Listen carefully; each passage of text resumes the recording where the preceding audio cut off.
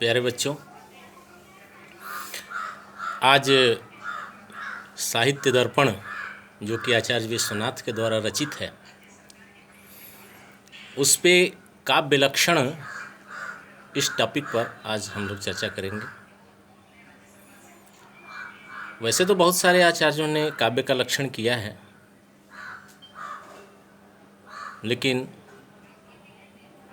जो आचार्य विश्वनाथ का लक्षण है वह रस को आत्मा के रूप में स्वीकार करते हुए किया गया है। आचार्य विश्वनाथ ने साहित्य दर्पण में काव्य का लक्षण किया है, वाक्यम रसात्मकम काव्यम, अर्थात रसात्मक वाक्य ही काव्य कहलाता है।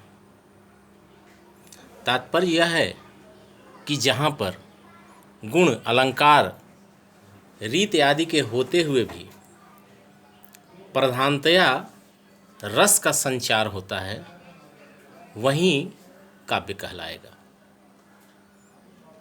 रस्यते इति रसः, इस व्युत्पत्ति के आधार पर जिसका आस्वादन किया जाता है वही रस है। आचार्य ने रस के अतिरिक्त रसाभास, भाव, भावाभास, भाव शांति, भाव सबलता आदि का भी ग्रहण किया है। अगर रस के अतिरिक्त इन सब में से भी कोई हो अगर वाक्य में, तो वो भी काव्य कहलाएगा। निष्कर्ष ये है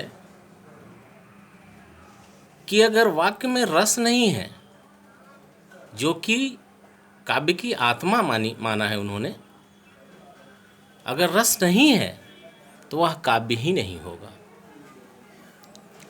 आचार्य विश्वनाथ ने रस होते हुए काव्य के लिए एक उदाहरण दिया है।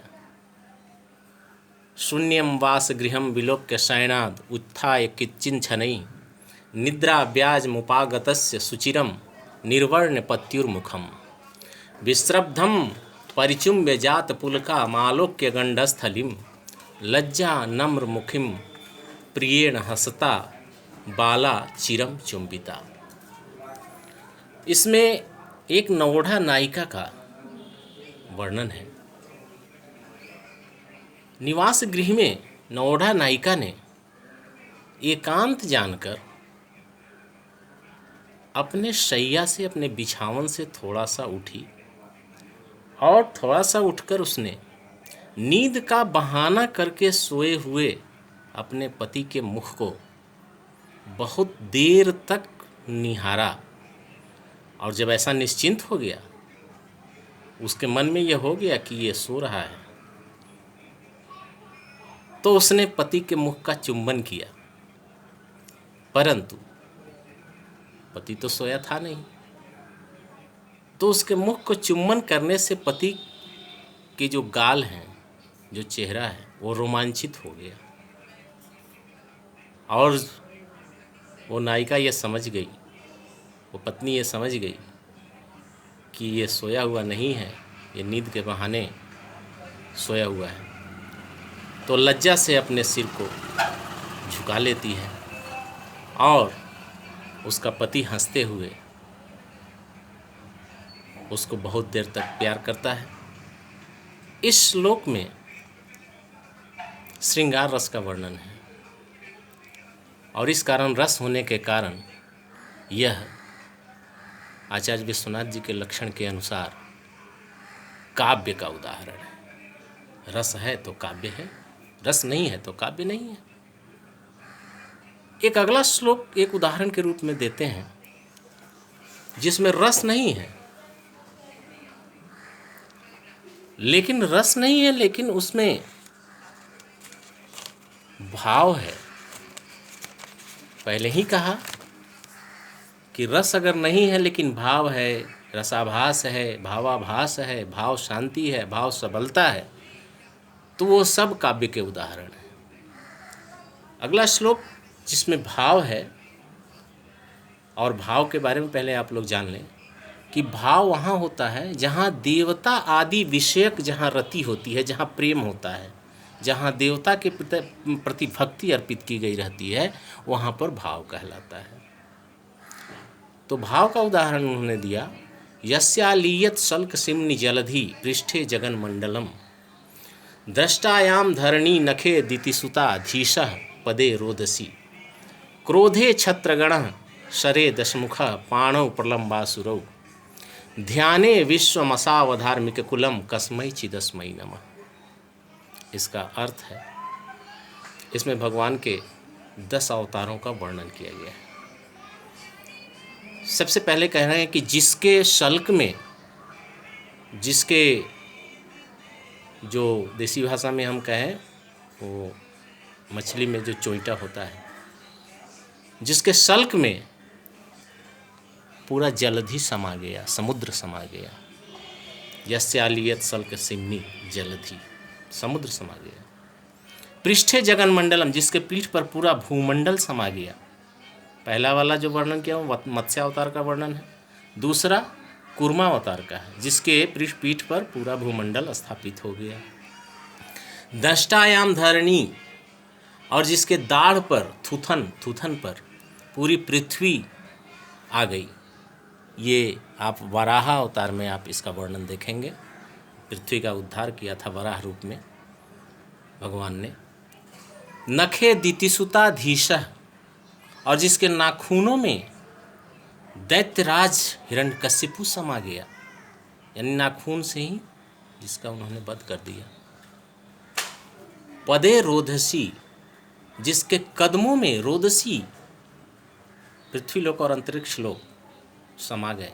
3 कदमों में पूरे ब्रह्मांड को नाप लिया था, अर्थात वामन अवतार में। क्रोधे छत्रगण, जिनके क्रोध में पूरा क्षत्रियों का समूह समा गया, नष्ट हो गया, परशुराम अवतार में। शरे दशमुख, जिसके बाण में रावण समाप्त हो गया, अर्थात रामावतार में।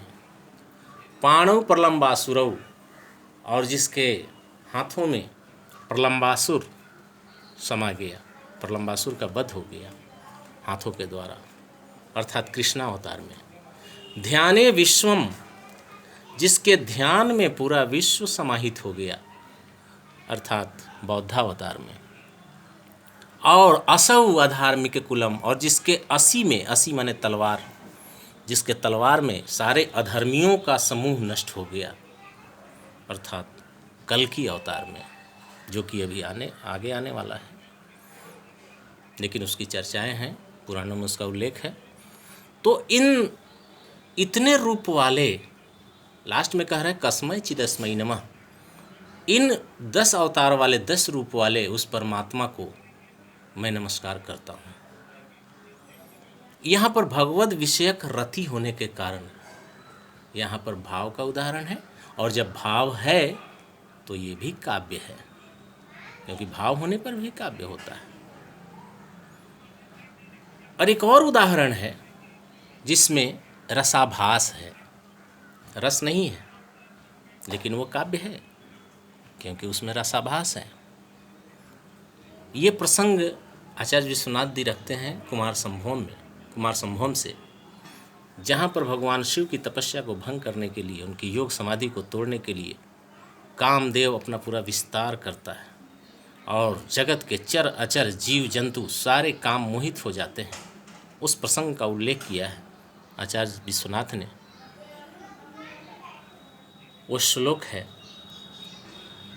मधुद्विरेफः कुसुमई कपात्रे पपौ प्रियां स्वाम अनुवर्तमानः श्रृंगेण च स्पर्श निमीलिताक्षिम मृगीम कंडू यत्कृष्ण सारः।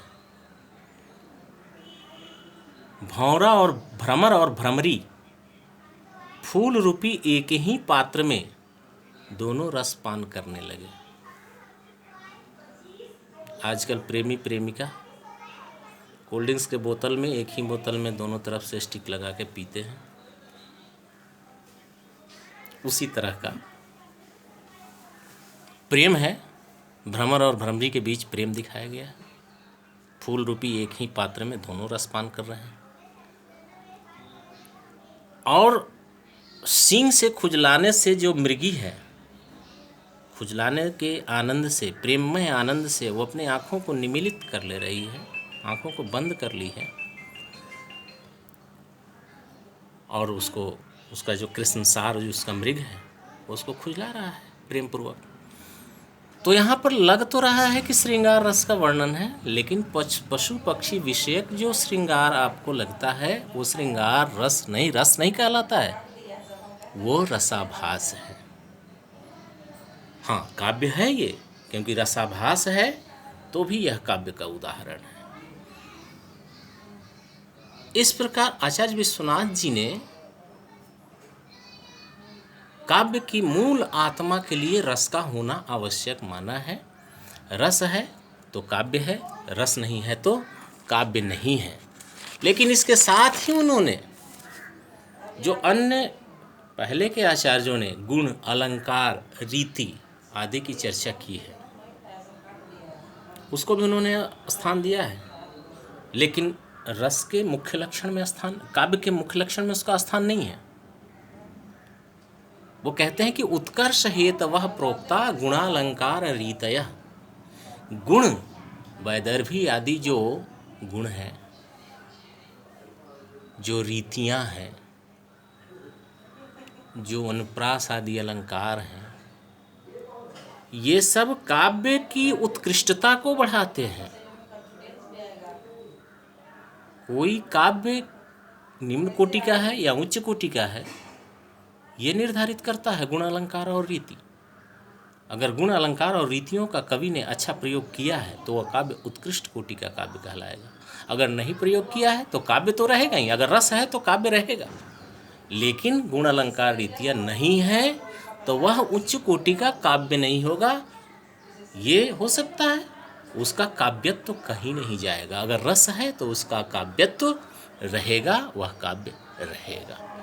इस प्रकार आचार्य विश्वनाथ ने विस्तार से काव्य का लक्षण प्रस्तुत किया है। धन्यवाद।